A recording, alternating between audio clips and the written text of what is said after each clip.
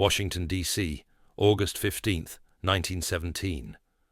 Smoke from the Senate chamber hangs in the summer heat. Inside, exhausted lawmakers stare at a chalkboard filled with numbers so large they barely make sense. The First World War has detonated America's finances, deficits exploding from $1 billion to $23 billion in less than a year.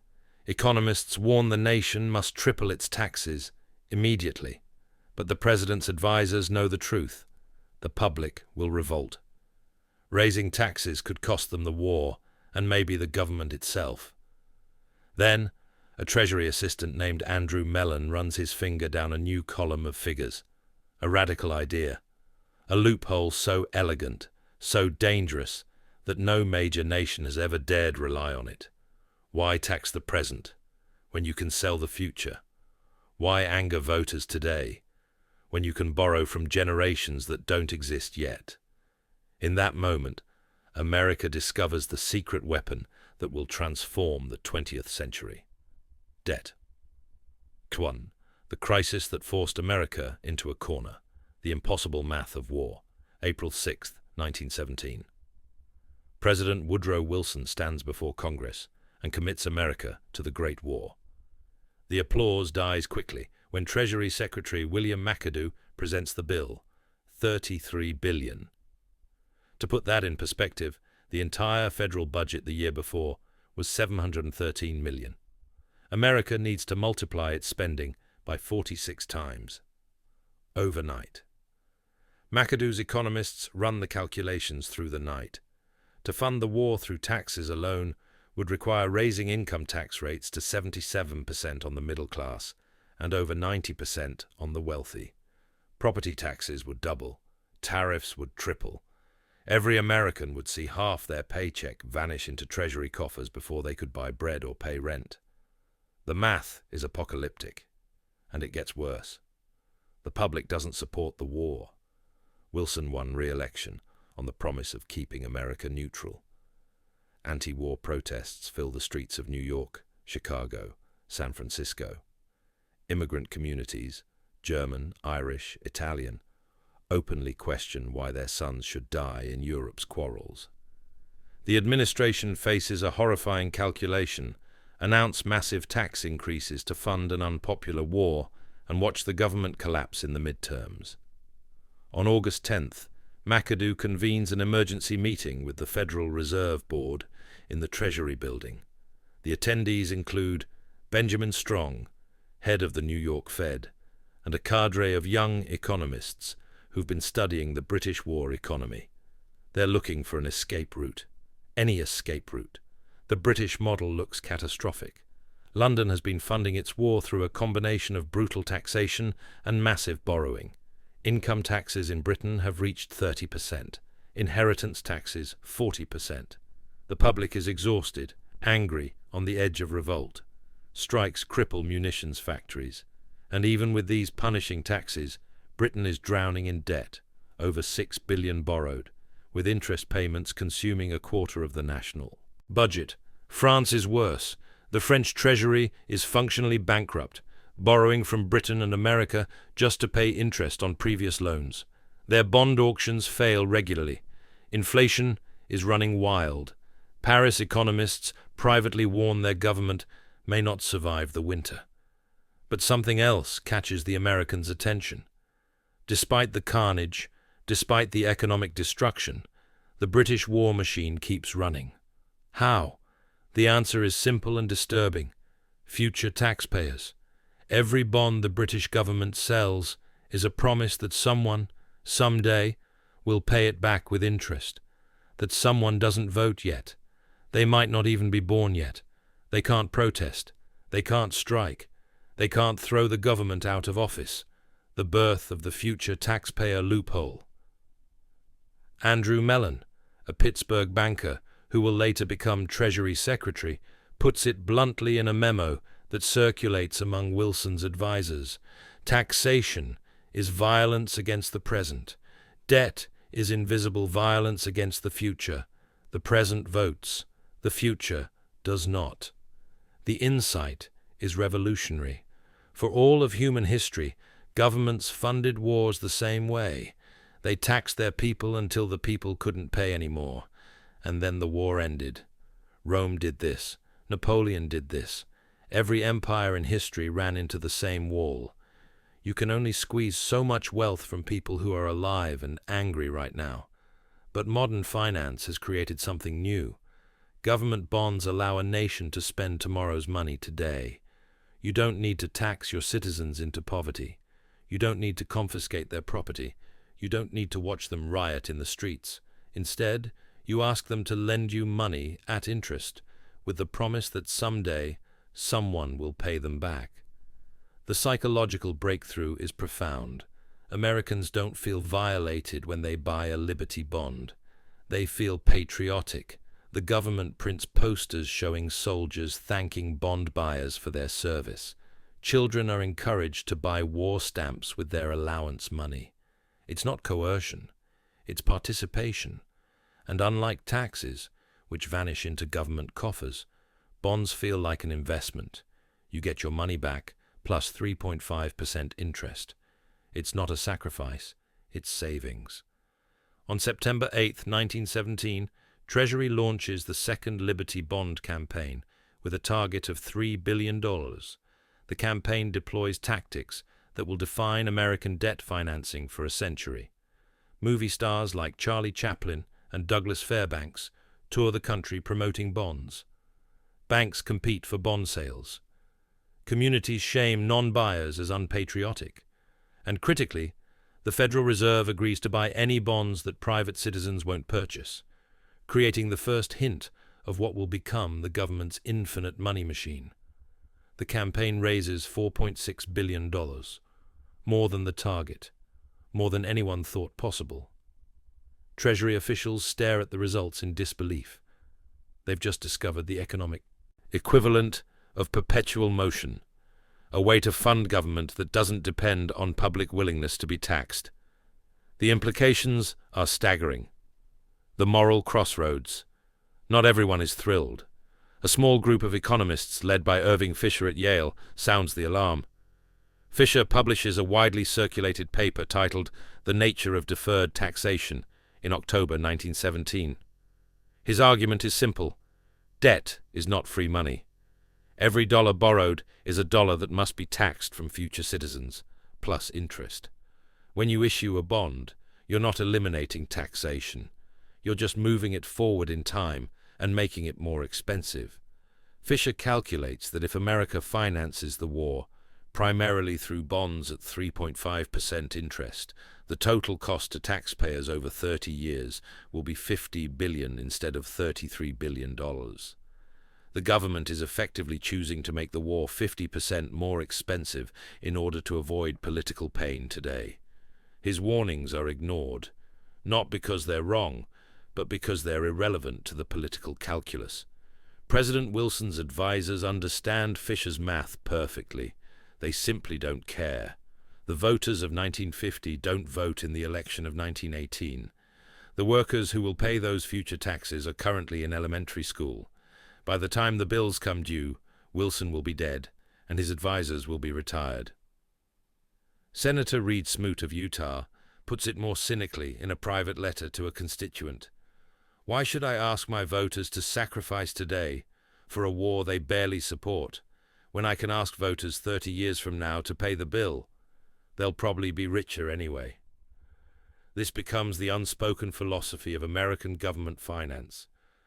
Democratic accountability extends only to the present. The future is someone else's problem. By November 1918, when the armistice is signed, America has borrowed $23 billion. Income taxes were raised, but modestly. The top rate reached 77%, but only for incomes above $1 million, affecting fewer than 10,000 Americans. The middle class paid between 4% and 8%. Compared to British tax rates, it was gentle. The American public never revolted. Wilson's party lost seats in Congress, but the government stood. The war was won. And American politicians learned the most dangerous lesson in modern governance. Debt is a magic trick that makes hard choices disappear. Act 2. the invention of the infinite money machine. The Roaring Twenties. Debt goes mainstream. The 1920s should have been a decade of austerity. America emerged from World War I with a debt-to-GDP ratio of 33%, higher than at any point since the Revolutionary War.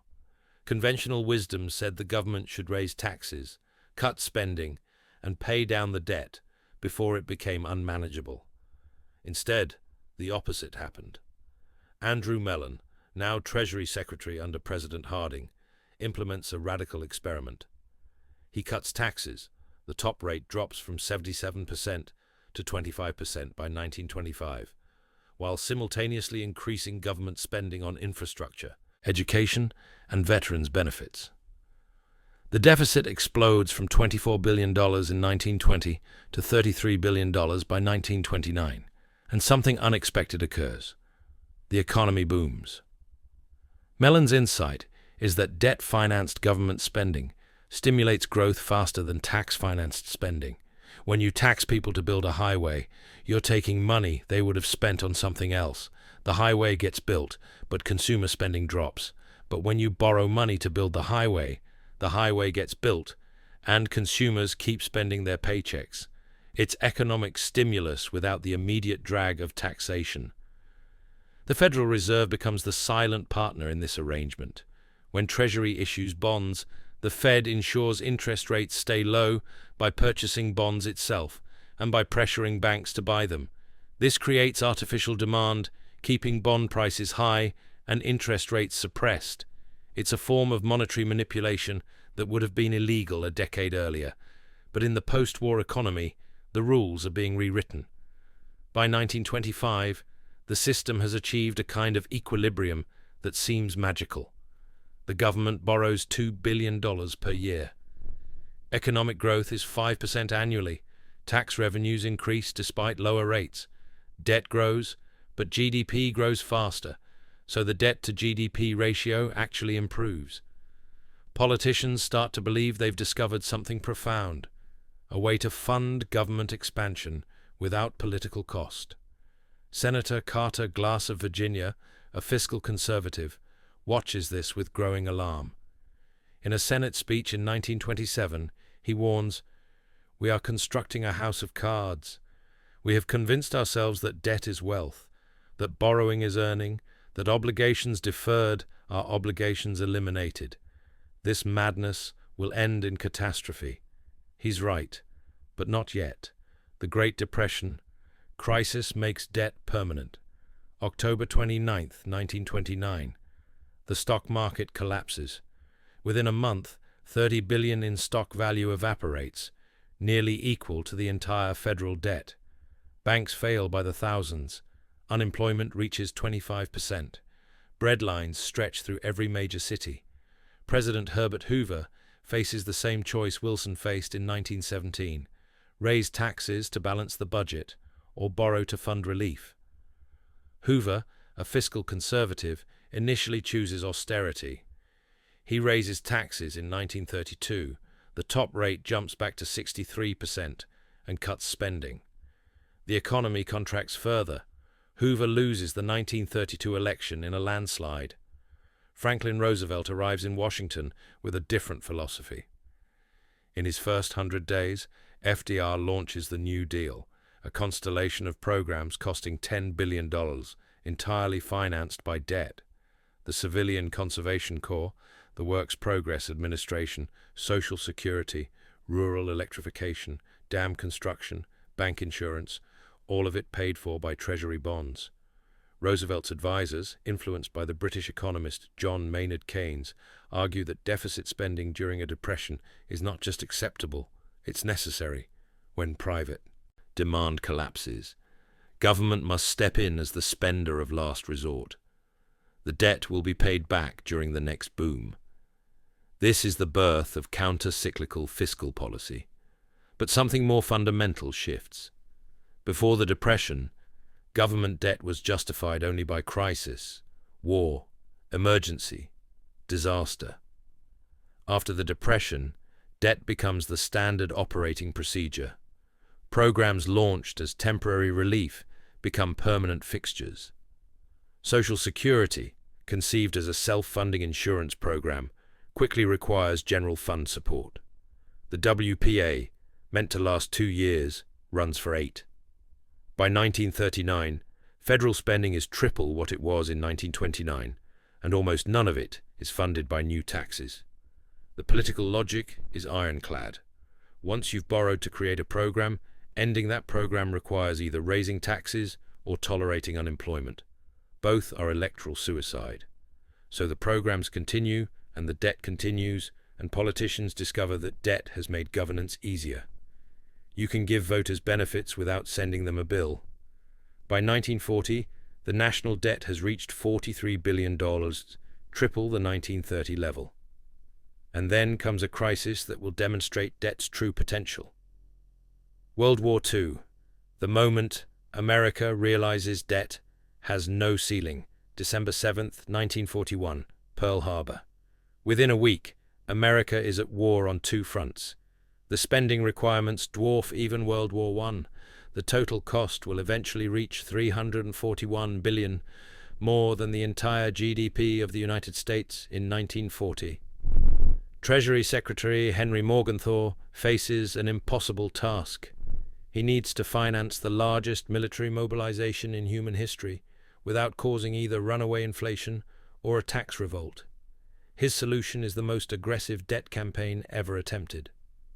Between 1941 and 1945, Treasury launches 8 separate war bond drives. The campaigns are ubiquitous. Movie stars sell bonds on Hollywood sound stages. Companies buy bonds with payroll deductions. Children collect scrap metal to buy bonds with the proceeds. The psychological machinery is sophisticated. Bond purchases are presented not as loans to the government, but as investments in victory, in patriotism, in America itself. And it works beyond anyone's imagination. Americans buy $185 billion in bonds, equivalent to nearly half the war's total cost. The government borrows the other half from banks, from the Federal Reserve, from anyone with excess capital. By 1945, the debt-to-GDP ratio reaches 119%, a level not seen again until the 2020 pandemic. But here's the revelation that changes everything. After the war, spending doesn't return to pre-war levels. In 1940, federal spending was $9.5 billion. In 1948, 3 years after the war ended, spending is still $29.8 billion. The military-industrial complex has become permanent. Social programs have expanded.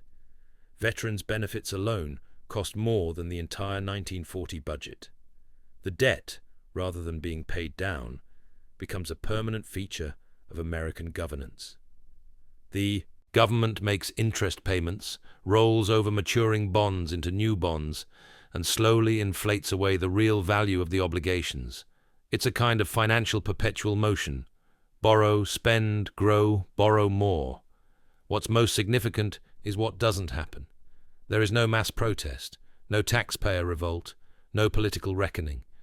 Americans accept a government 3 times larger than the one they had before the war, financed largely by debt, with barely a murmur of opposition.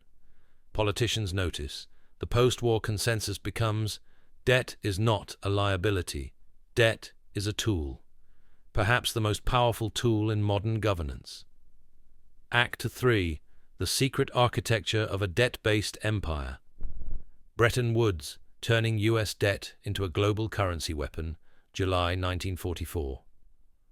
While Allied troops fight through France, 730 delegates from 44 nations gather at the Mount Washington Hotel in Bretton Woods, New Hampshire. Their task? Redesign the global financial system. The British delegation, led by John Maynard Keynes, proposes a system based on a new international currency called the Bancor. The American delegation, led by Harry Dexter White, has a different vision, a system based on the US dollar. America wins. The Bretton Woods Agreement establishes the dollar as the world's reserve currency, backed by gold at $35 per ounce. But the genius and the danger is in the details. Foreign governments must hold dollars to conduct international trade. Where do they get those dollars? By buying US Treasury bonds. This creates an extraordinary mechanism. Every country that wants to participate in global trade must purchase and hold American debt. Japan needs dollars to buy oil. Germany needs dollars to export cars. Saudi Arabia needs dollars to sell petroleum. And the way they acquire those dollars is by effectively lending money to the US government. By the 1960s, the system has created a bizarre symbiosis. America runs persistent deficits, spending more than it taxes, and finances those deficits by selling bonds to foreign governments. Those governments can't refuse to buy the bonds without crashing their own economies, because their exporters need access to dollar-denominated trade. America has effectively outsourced its inflation to the rest of the world. French President Charles de Gaulle calls it America's exorbitant privilege in 1965. He's right. The United States can borrow at lower interest rates than any other nation, not because its finances are sound, but because the entire global economy is structured to demand dollars. When America issues debt, the world must buy it or risk economic isolation. This externalizes the cost of American borrowing.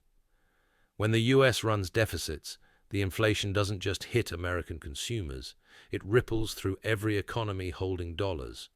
Foreign central banks essentially subsidize American overspending by accepting depreciated currency. The Nixon shock, the final chain breaks. By 1971, the system is breaking.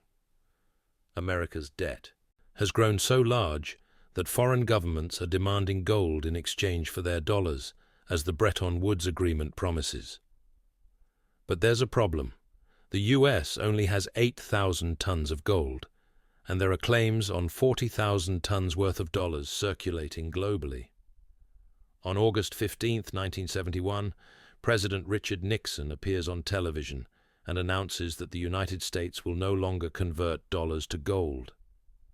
The decision is framed as temporary, a 90-day suspension. It becomes permanent. The implications are staggering. Overnight, the dollar becomes a pure fiat currency, backed by nothing except the US government's promise to repay its debts. And since that promise is made by a government that can print dollars at will, the promise becomes, in effect, meaningless. This is the moment American debt becomes theoretically infinite. Before 1971, there was at least a theoretical limit: the gold supply. After 1971, the limit is purely political. The government can borrow as much as bond markets are willing to lend, and if bond markets balk, the Federal Reserve can simply print money and buy the bonds itself. Treasury officials realize they've unlocked a kind of cheat code to modern finance. In a closed-door meeting in September 1971, Paul Volcker, then Undersecretary for International Monetary Affairs, explains the new reality to Nixon's economic advisors. We can now run deficits indefinitely. The only constraint is inflation, and inflation can be managed through monetary policy. We have effectively removed the ceiling on government spending. The prediction proves accurate. Between 1971 and 1980, federal debt increases from $398 billion to $909 billion, more than doubling in a single decade. And this is during peacetime, without a major crisis justifying the spending. Debt has become the default mode of operation. The rise of Wall Street's debt cartel. As debt grows, a new power center emerges: the Treasury bond market. By the late 1970s, trading in government bonds exceeds $100 billion per day. Bond traders at firms like Salomon Brothers and Goldman Sachs become the hidden arbiters of American fiscal policy. The mechanism is subtle but powerful. When the government proposes spending increases or tax cuts that will expand the deficit, bond markets react instantly. If traders believe the deficit is unsustainable, they sell bonds, driving up interest rates. Higher interest rates make borrowing more expensive for everyone: businesses, homeowners, the government itself. This acts as a kind of veto power. bond traders gain more influence than voters. If a presidential candidate proposes policies bond markets dislike, interest rates spike before the election, slowing the economy and damaging the candidate's prospects. If a sitting president pursues inflationary policies, bond markets revolt, forcing policy changes. It's democracy mediated through finance capital. James Carville, an advisor to Bill Clinton, famously quips in 1993, "I used to think that if there was reincarnation, I wanted to come back as the president or the pope or as a 400 baseball hitter. But now I would like to come back as the bond market. You can intimidate everybody." This creates a strange equilibrium. Politicians want to spend and borrow without limit. Bond markets want fiscal discipline. The compromise is a kind of managed irresponsibility.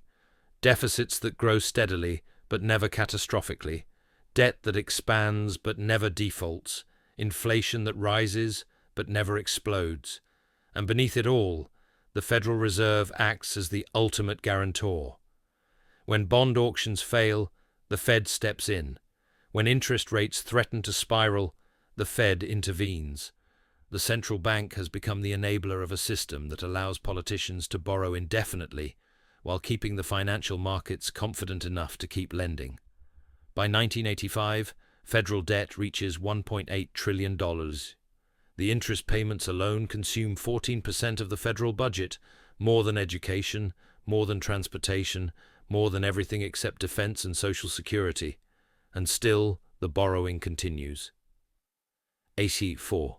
The Debt Addiction, Spiral Reaganomics and the Transformation of American Politics, January 20th, 1981. Ronald Reagan takes office promising to balance the budget, cut taxes, and shrink government. He accomplishes one of these goals. The Economic Recovery Tax Act of 1981 cuts top tax rates from 70% to 50% and eventually to 28% by 1986. It's the largest tax cut in American history, reducing federal revenue by $270 billion over 5 years.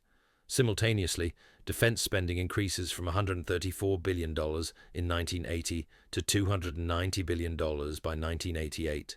The deficit explodes from $74 billion to $221 billion.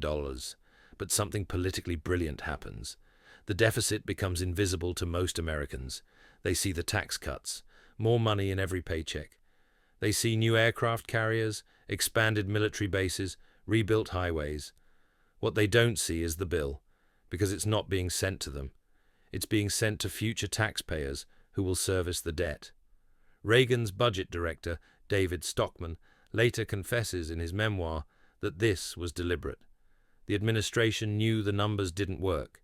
They knew tax cuts plus spending increases meant massive deficits. But they calculated, correctly, that voters would reward them for the benefits while ignoring the long-term costs. This establishes a new template for American politics. Republicans cut taxes and increase defense spending. Democrats expand social programs and infrastructure.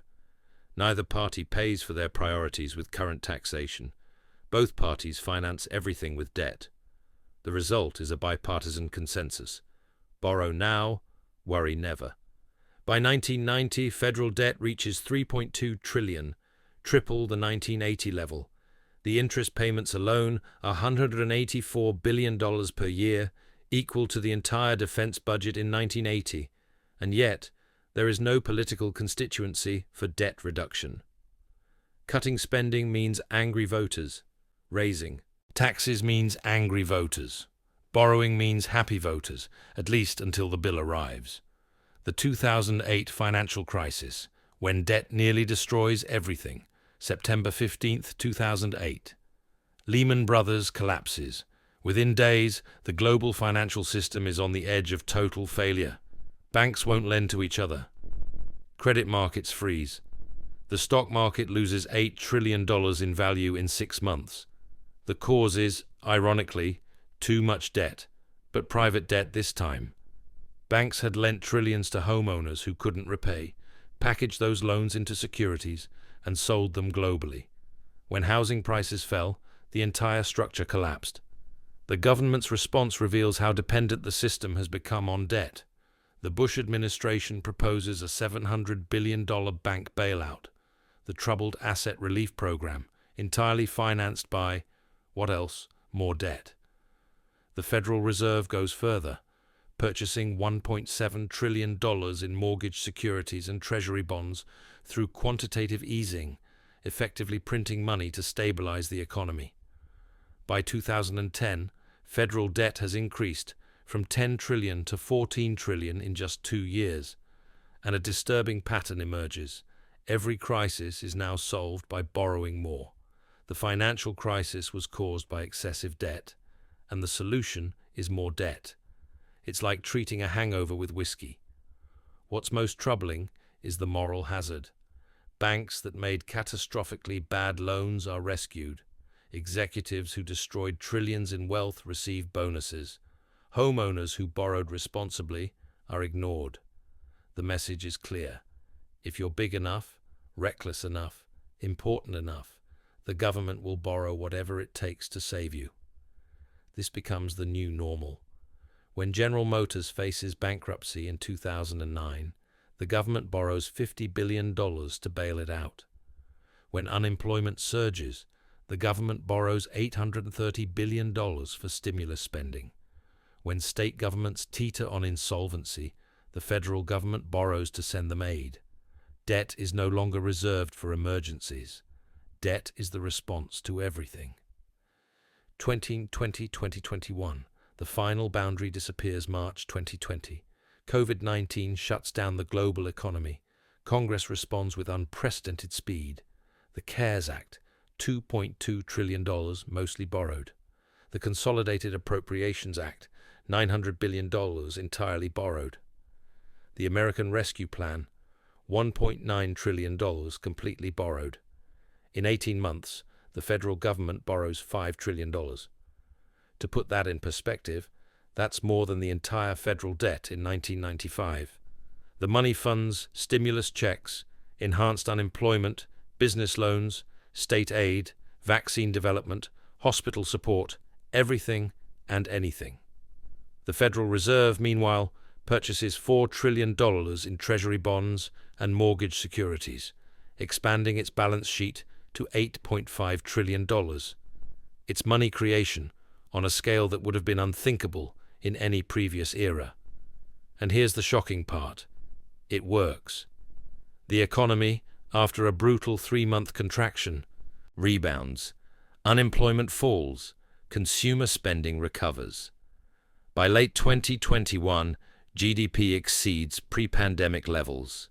Politicians notice. If you can borrow $5 trillion in 18 months without the economy collapsing, without bond markets panicking, without foreign governments dumping dollars, then perhaps there really is no limit. Perhaps modern monetary theory was right. Governments that control their own currency can borrow indefinitely. But then comes the bill. Inflation, dormant for decades, roars back. By 2022, prices are rising at 9% annually, the fastest pace since 1981. Gasoline, groceries, housing, everything becomes more expensive. The Federal Reserve, which spent 2020-2021 enabling infinite borrowing, now slams on the brakes, raising interest rates at the fastest pace in history. The truth reveals itself. There was a limit after all. Not a debt limit, but an inflation limit. The government can borrow indefinitely, right up until the currency itself loses value. And when inflation arrives, it's not the politicians who pay the price. It's everyone. The hidden tax that Irving Fisher warned about in 1917 has finally arrived.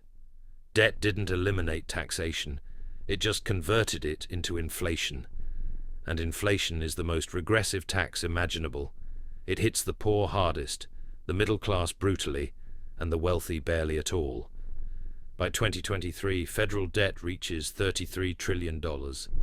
The interest payments are $659 billion per year, more than defense, more than Medicare, more than anything except Social Security.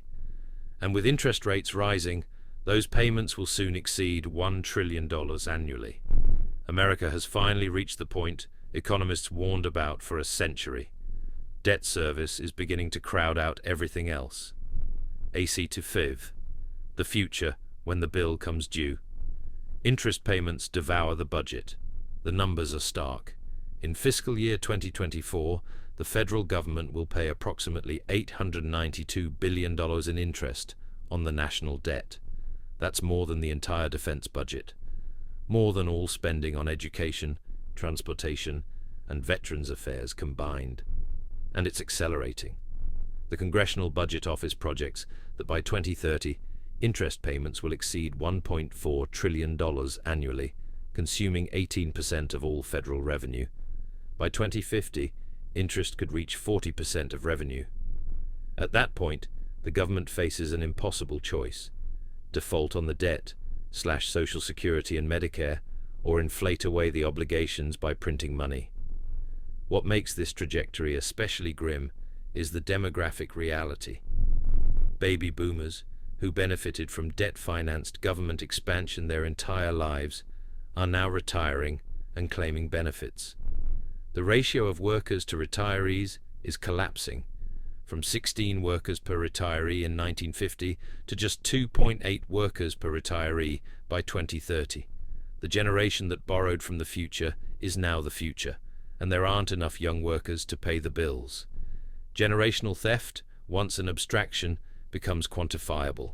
A child born in 2024 enters life owing approximately $100,000 as their share of federal debt. They will spend a portion of every paycheck for their entire working life servicing obligations they didn't incur, for benefits they'll never receive, to fund wars they didn't fight, and programs that ended before they were born. Senator Rand Paul captures the moral dimension in a 2023 floor speech. We are stealing from our children and calling it governance. We are bankrupting the future and calling it progress. And when the bill comes due, we will be dead, and they will be left holding the bag. The endgame scenarios. Economists and historians debate how this ends. There are 4 main scenarios, none of them pleasant. Scenario 1, inflationary spiral. The government keeps borrowing, the Federal Reserve keeps monetizing the debt, and inflation becomes chronic. Not hyperinflation like Weimar Germany, but persistent 10 to 15% annual inflation that slowly destroys savings, wages, and trust in the currency. The dollar remains functional, but loses 50–70% of its value over a decade. Foreign governments diversify away from dollar holdings. America's exorbitant privilege ends, and with it, the ability to borrow cheaply. This scenario is slow-motion collapse, painful but not catastrophic. Scenario 2, debt default. At some point, bond markets refuse to lend to the US government at reasonable rates. Interest rates spike to 10%, 15%, 20%. The government can't refinance maturing bonds. A technical default occurs, not a complete repudiation of debt, but a restructuring where bondholders take losses. Social Security checks are delayed, military operations are scaled back, federal employees are furloughed. The crisis triggers a global financial panic worse than 2008. This scenario is sudden and catastrophic, but theoretically recoverable. Scenario 3, dollar collapse. The nightmare scenario. Foreign governments and investors lose confidence in the dollar entirely. China, Russia, the EU, and others form alternative currency systems. Dollar reserves are dumped. The currency loses 80–90% of its value in months. Import prices explode. Oil at $500 per barrel. Basic goods unaffordable. The US, dependent on imports for everything from electronics to pharmaceuticals, faces shortages and chaos. This scenario represents the end of American economic hegemony. Scenario 4. Permanent financial repression. The most likely outcome. The government never formally defaults, never allows hyperinflation, never lets the dollar collapse. Instead, it uses a combination of tactics to manage the debt, keeping interest rates artificially low through Fed intervention, inflating at 3–5% annually to erode real debt burdens, imposing capital controls to prevent flight, and increasing taxation slowly enough to avoid revolt. Its death by 1,000 cuts, a gradual decline in living standards, a slow erosion of the middle class, a society where most wealth is consumed by debt service and taxes. Not a collapse, but permanent stagnation. Most analysts believe we're already in the early stages of Scenario 4. The unspoken consensus. Here's what makes the situation so intractable.